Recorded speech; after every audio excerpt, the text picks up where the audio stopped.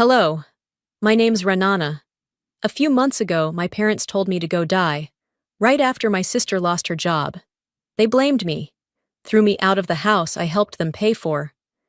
But what hurt more wasn't the screaming, it was the years before that. The quiet erasing, the fake documents, the debt in my name, the email my own father sent to sabotage my career. How do you survive a family that wants you gone, but never admits it out loud? Keep watching, and I'll show you how I turned the tables. It started at the dinner table. The air was thick, not with food, not even with words, but with something heavier. Thailand was slouched across from me, scrolling her phone, her lips tight with annoyance. She'd been fired that afternoon. No one said it directly, but we all knew. And in this house, knowing was more dangerous than speaking. Mom stirred her soup with unnecessary force, her bracelet clinking against the bowl like a warning bell. Dad, as always, stayed leaned back with his mug of black coffee, looking past the kitchen window like there was something important out in the darkness. Nobody looked at me. I kept my eyes on the salt shaker in front of me, replaying the email I'd read hours ago. The one I wrote, worded carefully for Tyleen's HR complaint, never acknowledged, never used. The same way my help never was. That wasn't new, but tonight felt different. Charged. Like something was waiting to snap. Mom broke first. "So, you just let it happen?" she said, but not to Tyleen. Her eyes drilled into me like I had fired my sister myself. I blinked. "I didn't even know—" "Of course you knew," Tyleen snapped. "You always know what people are saying behind my back." "I've literally been working, at home, alone." Dad finally spoke. "You think you're better than us just because you have your little computer job?" I stared at him. "I've been paying part of this mortgage since 2019. "That was a favor. You were living here rent-free," he shot back. I felt my throat tighten, but I swallowed it down. I said nothing. I wasn't about to argue over basic math. That was my mistake. "You're such a leech," Tyleen muttered, shoving her chair back. "If you had any decency, you'd leave. Go stay in one of your little internet apartments." "I didn't do anything to you," I said, softly but clear. "I helped you, again." Mom stood up. "Help? You want a medal for wiping your sister's mess? That's what family does. You think you're above that?" I stayed seated. She stepped closer, arms folded. "Why can't you just disappear already?" Her voice cracked the room. Dad didn't stop her. Tyleen didn't flinch. My name wasn't even in the sentence, but it shattered me anyway. "Just go," she hissed. "Go die if you're so tired of us." For a second, I forgot how to breathe. I didn't scream. I didn't fight. I stood up slowly and walked to my room, hands trembling, but steady enough to grab my bag. The one I always kept ready to leave with, just in case. They followed me. Or maybe they didn't. I don't really remember. I just recall the rain starting outside. That soft, miserable drizzle that soaks you without warning. I stepped out into it, holding a trash bag stuffed with clothes and nothing else. My laptop was gone. When I asked, Dad said flatly, "That's family property." My prescriptions, my documents, even my spare charger, gone or locked away. I had nothing in my hand but wet fabric and a house key that suddenly felt like a joke. By the time I reached the front gate, I heard the lock click behind me. I stood there for a second, maybe two, before walking down the street with no plan, no umbrella, and no pride. Maritza lived 20 minutes away if you cut through the church parking lot. I walked like a ghost. No cars passed, no dogs barked, just that drizzle and the sound of my sneakers on wet asphalt. When I knocked on her door, she opened it in a bathrobe and towel-dried hair. "Did something happen?" she asked. I forced a smile. "Just needed to crash. Won't be long." She nodded slowly and stepped aside. An hour later, I sat curled on her guest couch with a scratchy blanket and a bottle of water. She had gone to bed. The living room buzzed with the low hum of her fridge and the occasional creak of the heater. That's when the weight landed. Not the cold, not the rejection, not even the violence of the words. No, what hit me hardest was the silence. The fact that not one of them tried to stop it. Not one of them said, "That's enough." I sat there for what felt like hours, dripping, staring at the ceiling, hearing Mom's words echo over and over. Go die. You don't forget a sentence like that.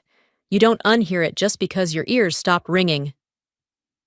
At 9:20, I stood, grabbed my bag, and walked back out into the cold.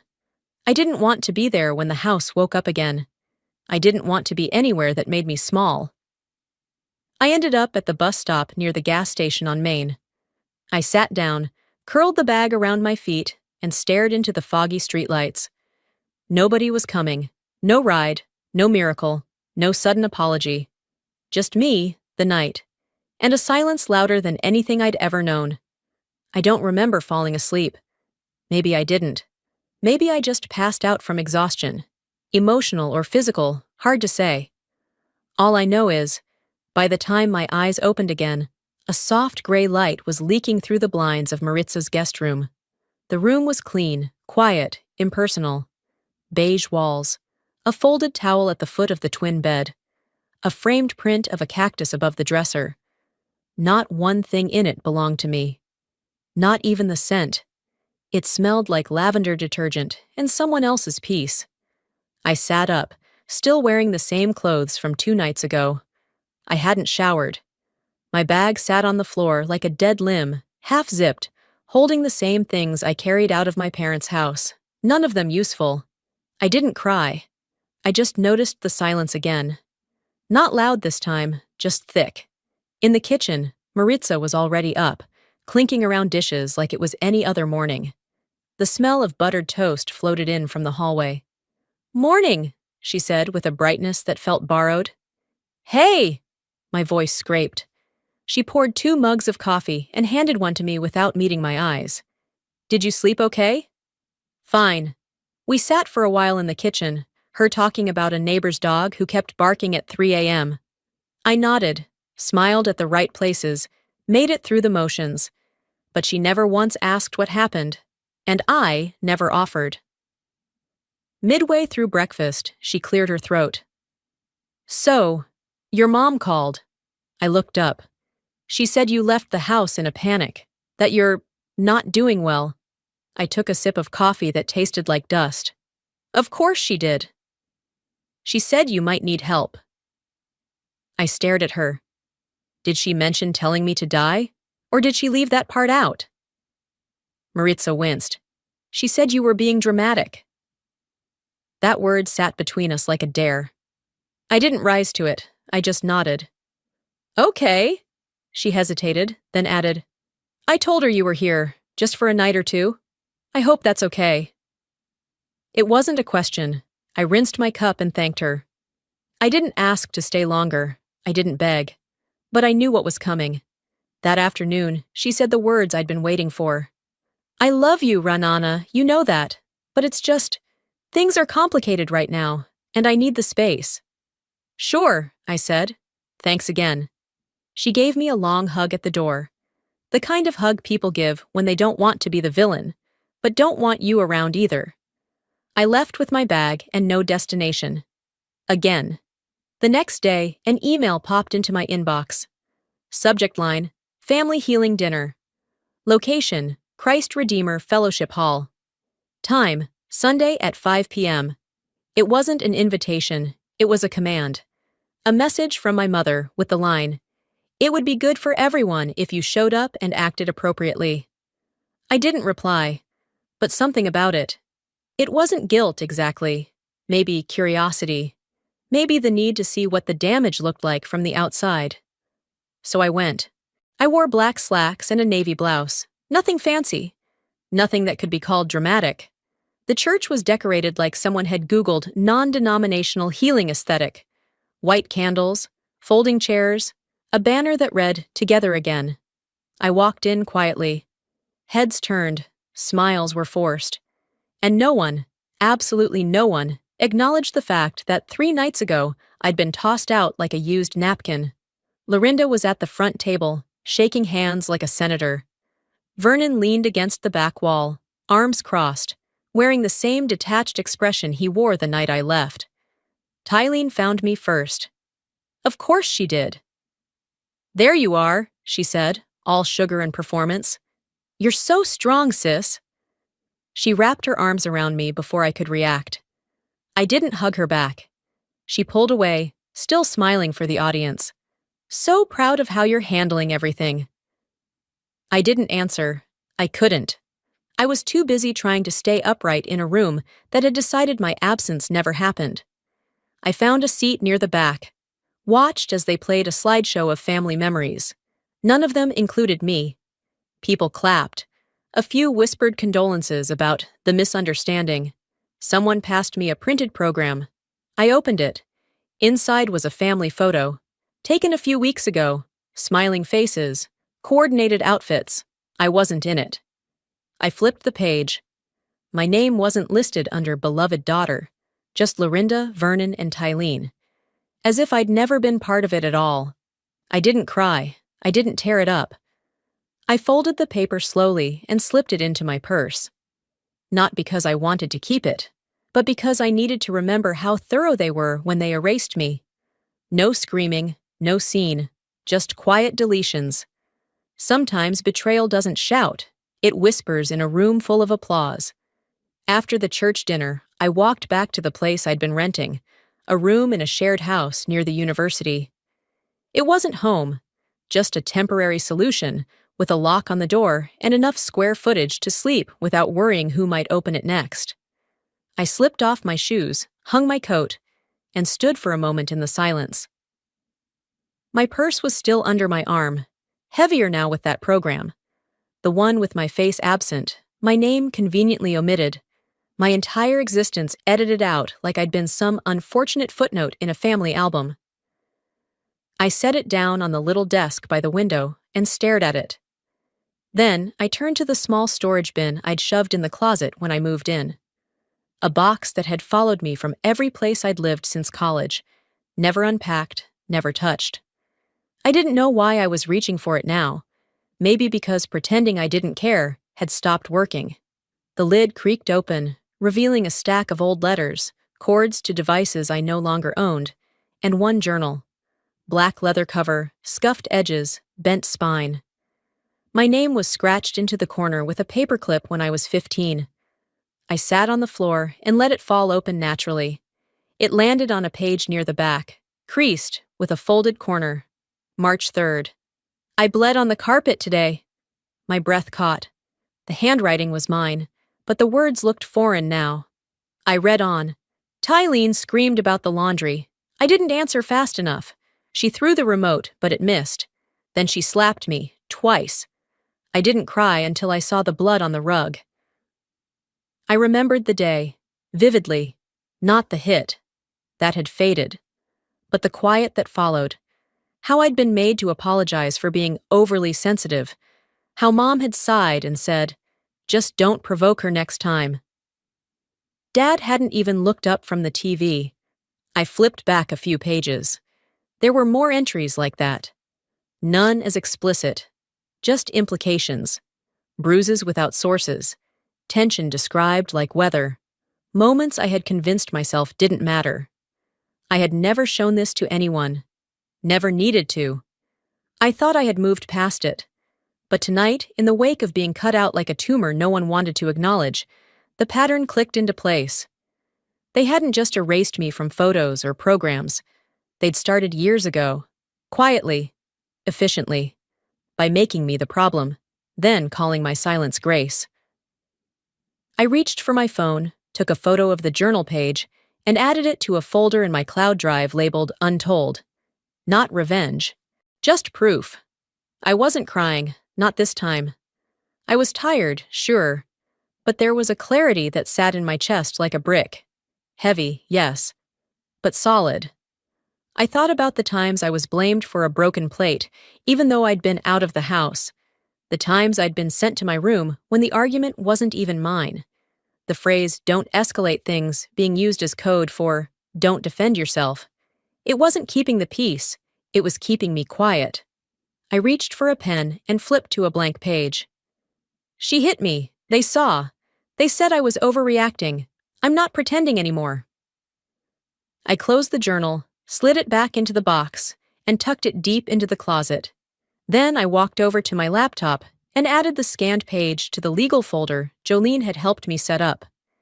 It sat next to the mortgage file, the debt notice I never signed, and the note from Tylene's former boss, thanking me for my editing help on an HR report she submitted. Each piece wasn't dramatic, but together they formed a truth that couldn't be repainted with apologies or Sunday dinners. I wasn't building a case out of spite. I was building a history they couldn't rewrite. That memory didn't hurt because it was old. It hurt because I still believed I deserved it. The following morning, I woke up with a knot in my chest that hadn't formed overnight. It had been settling there for years.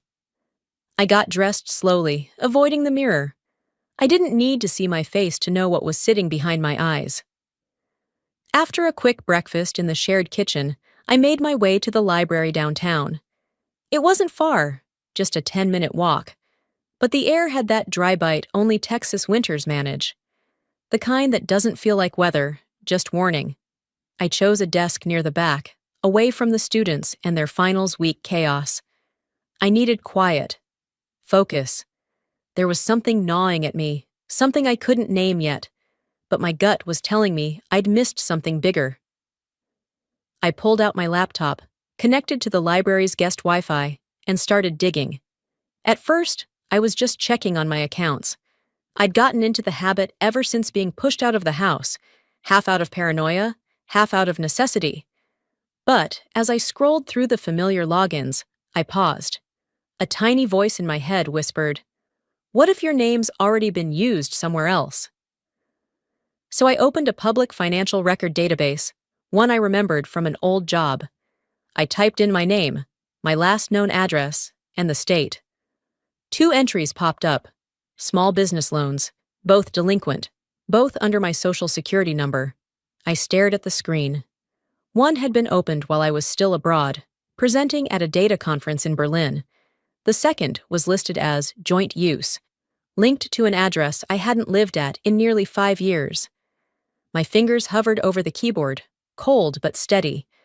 I downloaded the records and saved them to the same legal folder I'd been quietly building. I didn't cry, didn't panic, because deep down I already knew. Tylene, she had access. She always found a way to have access, and she was bold enough to think she could bury it under the idea that we were family. I left the library 2 hours later and walked a few blocks to a small coffee shop I liked. Quiet, unassuming, the kind of place where no one asked what you were working on. There, I opened my old Gmail account, the one I hadn't touched in years. Just curiosity at first, then habit, and then, there it was. A chain of emails between Tylene and a coworker, dated around the same time I'd helped her tweak her resume. I remembered reviewing it late one night, fixing the wording so it sounded less angry, but still strong. Her words, not mine. The email thread wasn't just work banter. It was condescending, dismissive, casual in the way people are when they think no one will ever read their words. If anyone asks, I'll say my sister helped double-check the numbers, but I made the decisions. Obviously. Further down, one line stood out. I told her it was just data cleanup, but she basically rewrote half the report. Oh well. I sat back in my chair. So that's what I was to her. An invisible assistant. The person she used when she needed polish, then discredited as soon as the ink dried. I forwarded the thread to my main inbox, attached a note. For lawyer only. That night, I scheduled a meeting with Jolene. When I walked into her office the next morning, I didn't start with tears or a rant. I just opened my laptop, pulled up the folder, and turned it toward her. These are the files I've collected: identity misuse, potential fraud, and an ongoing pattern of reputational damage. Jolene looked through them carefully, her fingers moving steadily over the trackpad. She nodded slowly. We can work with this. No lawsuit yet, but a declaration of ownership, identity protection, and if necessary, cease and desist letters. I don't want to take them down, I said. I just don't want to keep being erased. Jolene met my eyes. That's not a small thing you're asking for. I know. We finalized the plan. Document everything. Backup copies, digital timestamps, cross-reference dates and usage. No confrontation, no shouting match in public. Just the quiet building of a case no one could refute. I left her office just before noon, stepping out into a sky that looked friendly, sunny, cloudless. But I knew better. Some days, storms don't come with thunder. They arrive as paperwork. It wasn't just my name she stole. She'd borrowed my silence for years. 2 days passed in a rhythm that didn't quite feel like mine. I went through motions, work, coffee, sleep, but everything beneath it pulsed with a different beat. A pulse made of facts I'd uncovered, pages I'd scanned, things I could no longer pretend were misunderstandings. On the third morning, Jolene called. "I've been thinking," she said. "If your name was ever on the original deed, and we can prove it was removed improperly, that's enough to establish legal leverage." I didn't answer right away. She continued, "Not a lawsuit, not yet, just pressure, strategic pressure." I nodded, though she couldn't see me. "Then we start there." That afternoon, I drove to the bank branch near downtown. The same one where I'd once co-signed a cashier's check, back when Tylene was unemployed and our parents were trying to avoid foreclosure. I remembered sitting beside my mother in the waiting area while she made small talk with the teller about weather and all these complicated adult things. Inside, I waited at the front desk while a young woman, barely 20, paged a supervisor. A few minutes later, an older staff member appeared, her badge reading Noreen. "I think I remember you," she said with a polite smile. "It's been a few years." I explained the situation carefully.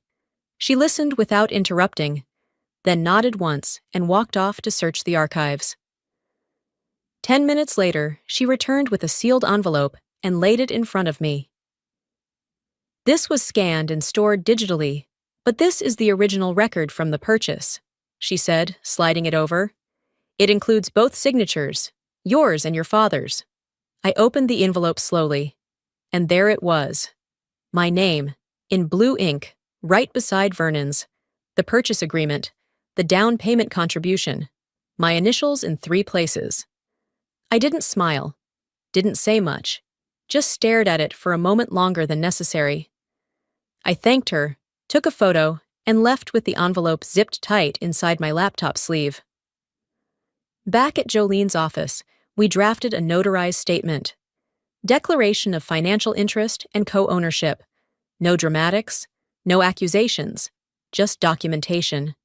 When we finished, I asked her for 2 printed copies, one for my records, one to deliver.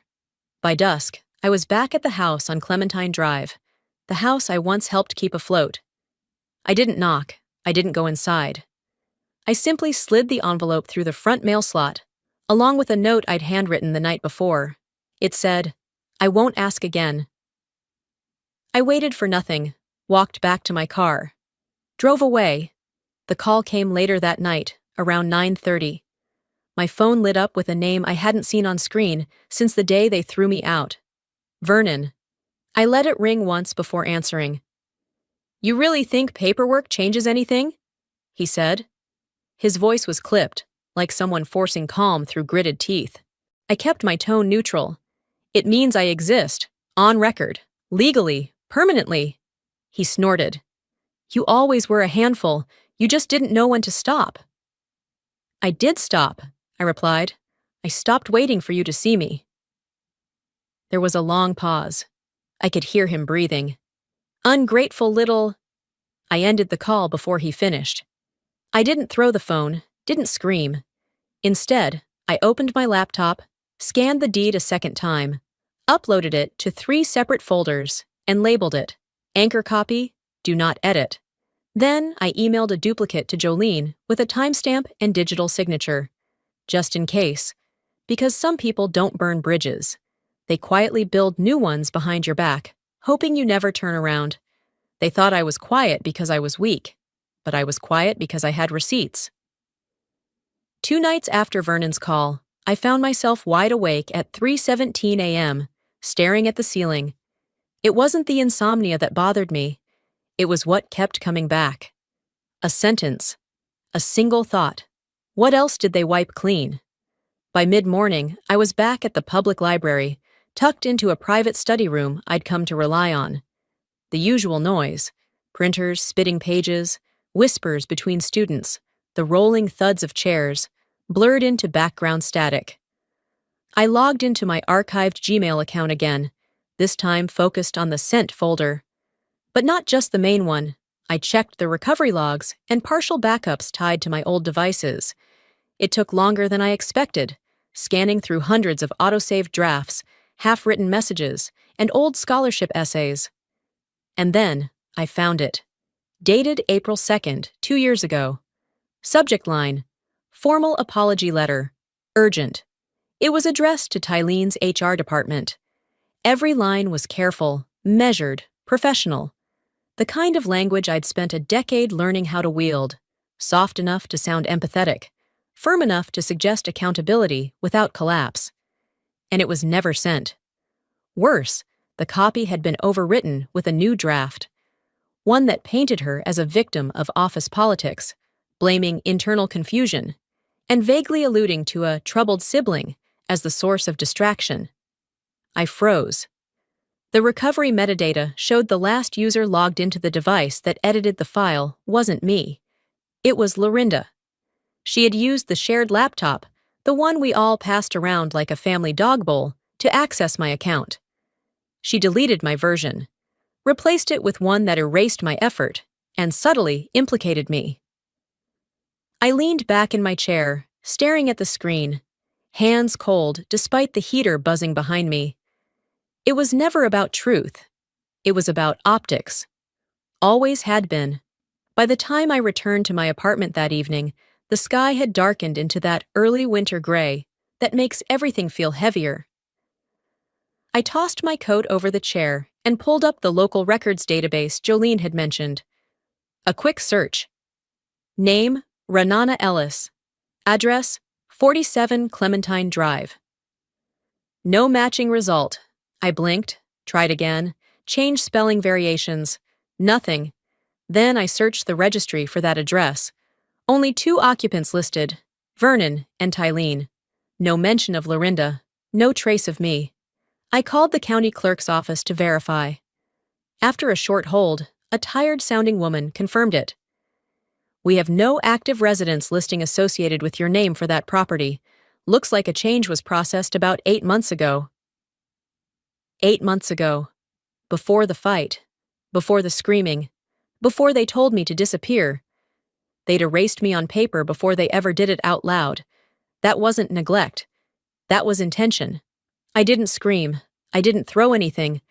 I just stared at the screen while my fingertips hovered over the mouse, like my body needed a moment to catch up. Eventually, I stood, grabbed a glass of water, and paced for a few minutes. The stillness in the apartment made the truth echo louder. They had cut me out without a word. And if I hadn't been documenting, if I hadn't been curious enough, stubborn enough, I never would have known. I turned to my laptop and created a new cloud folder.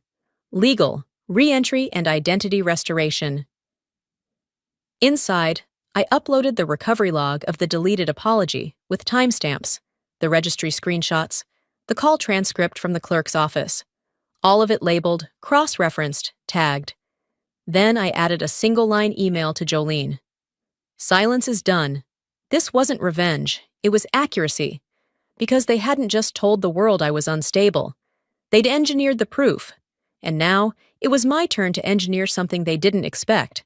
A version of events they couldn't twist, water down, or smile through at church luncheons. They wanted me out of the house. Now, I was going to remove their version of me from the story. Jolene's number flashed across my phone before sunrise the following Tuesday. I hadn't even poured my first cup of coffee. "There's a problem," she said. I was already slipping on my shoes. 10 minutes later, we sat across from each other in her office, blinds still drawn. Her screen showed a digital copy of a property transfer application dated 5 days prior. My family home. Filed without my signature. No mention of my partial ownership. The listed seller was Vernon. The buyer? A distant cousin I hadn't spoken to in over a decade. A straw buyer, Jolene said plainly.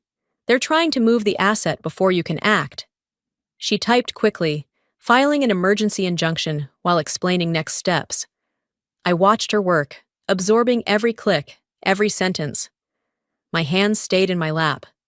They thought you wouldn't check, she added. No, they thought I'd still be scared to. By noon, the sale was frozen, temporarily. But the message was clear. They were escalating, and so was I. That afternoon, I took a walk to clear my head. I wasn't far from campus and found myself tracing the path I used to take after lectures. I paused at a bench near the old student center, checked my email, and noticed a reply I hadn't expected. 3 months earlier, I'd applied for a position at a consulting firm in Dallas. I hadn't gotten so much as an interview. I had sent a follow-up last week out of curiosity, not out of hope. The response included an attached memo, redacted, but revealing enough. It read, "This applicant may be emotionally unstable. Family sources report ongoing disputes and mental health concerns. Caution advised." My stomach sank. The phrasing felt eerily familiar.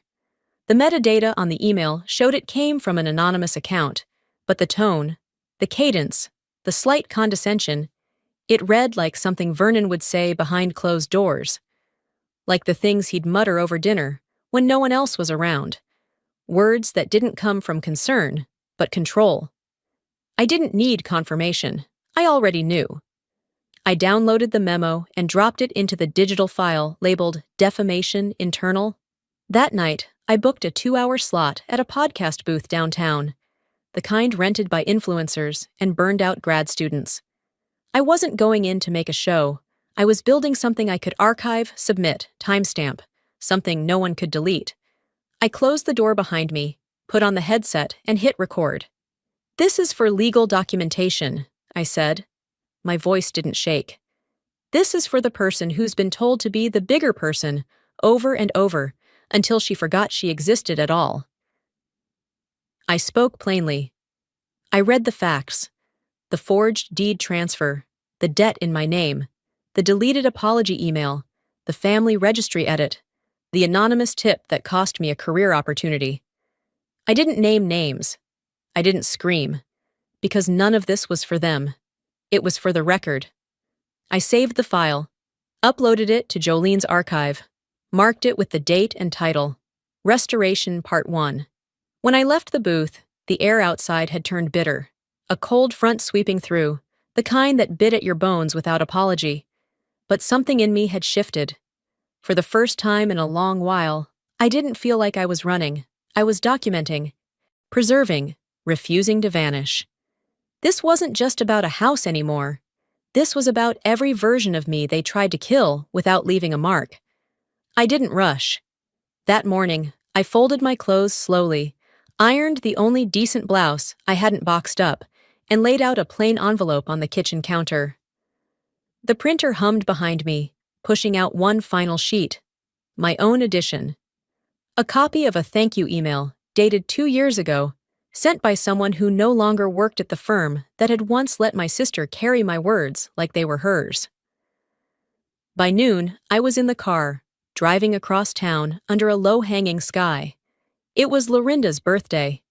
I hadn't been invited, didn't expect to be, but I didn't need an invitation to walk into a house I had helped save. They were already gathered when I pulled up. Cars lined the driveway. I parked on the curb and shut the engine off without checking the mirror. No nerves, no hesitation, just purpose.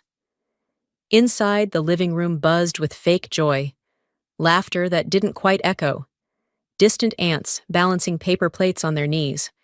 A store-bought cake with pink frosting sat untouched on the counter. My mother stood near the dining table, holding a glass of wine and an expression too neutral to be real. Conversations dropped as I stepped in. Some turned their heads. Some pretended not to see me.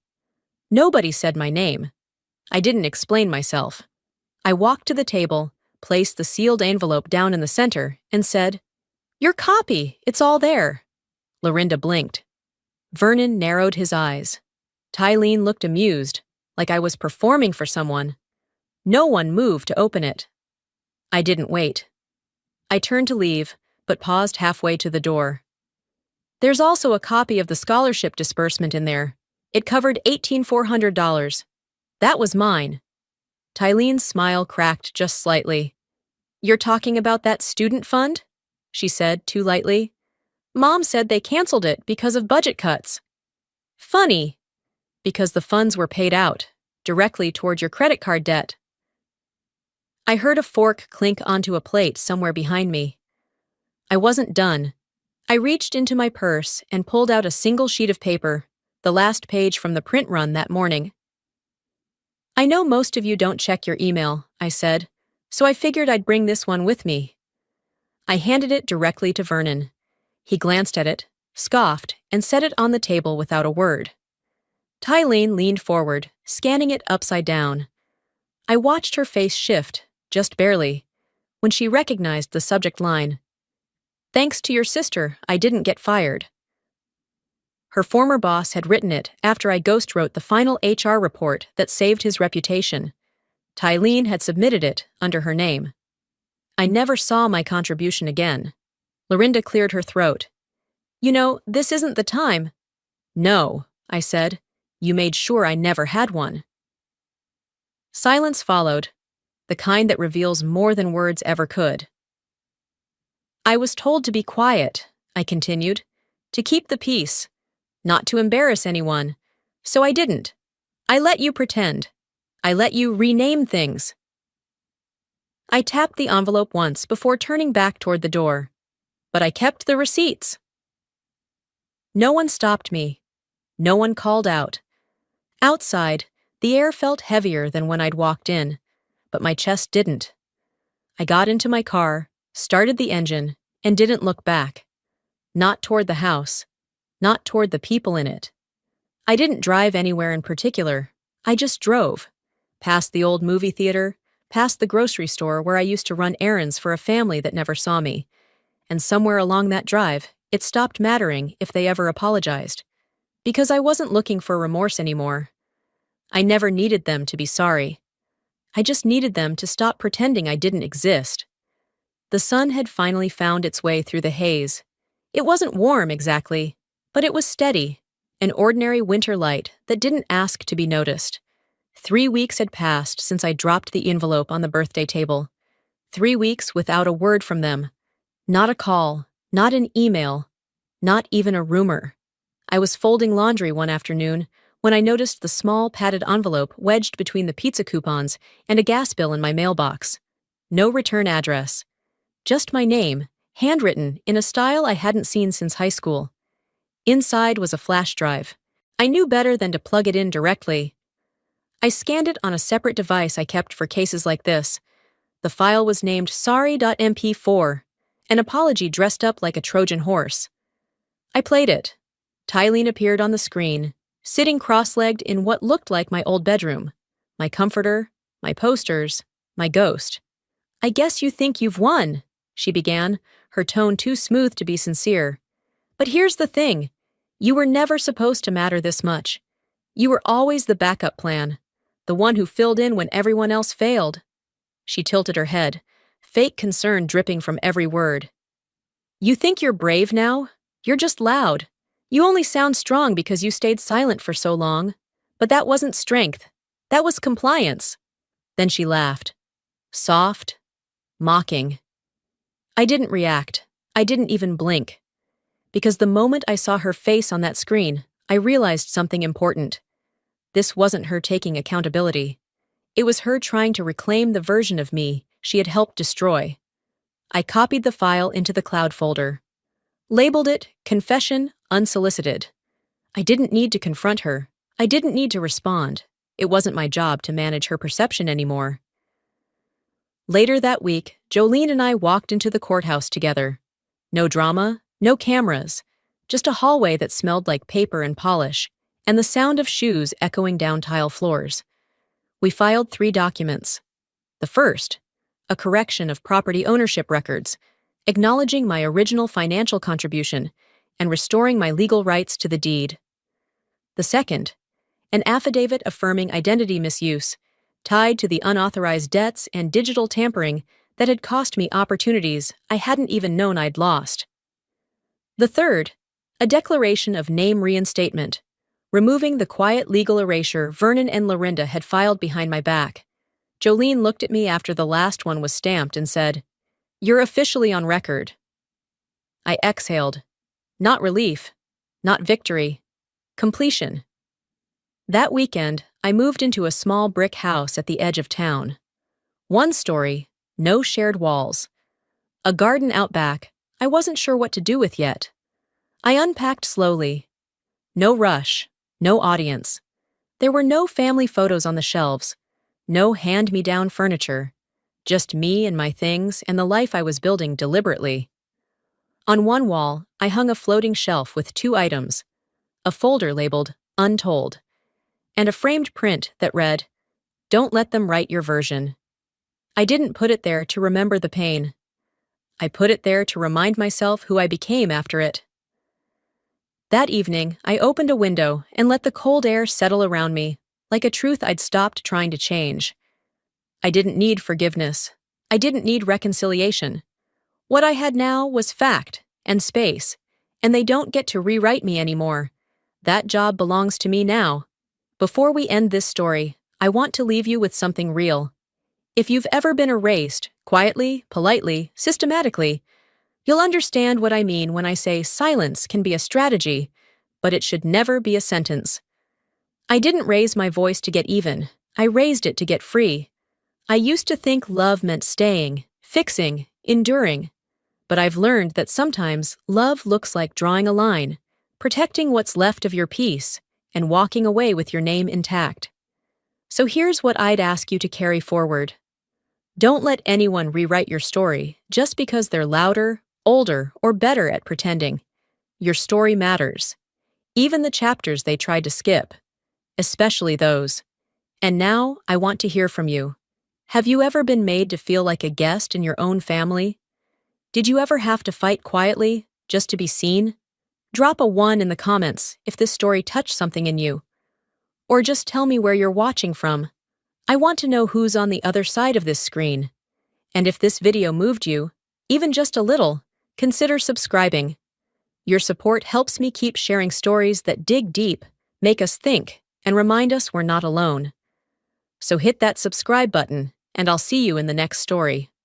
Until then, stay strong, stay grounded, and never forget, you own your story, not them.